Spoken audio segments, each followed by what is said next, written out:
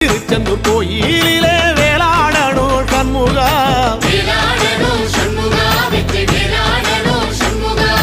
பிள்ளை ஆண்டான் பிள்ளை என வரம் கொடுக்கணும் சண்முகா,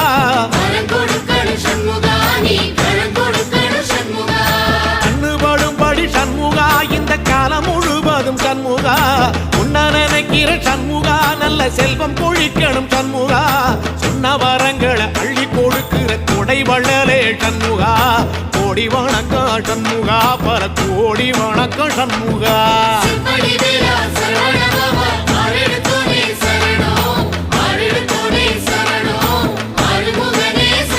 ஐயா மருதமர சத்தியமாகும் அறுபடைய சண்முகா,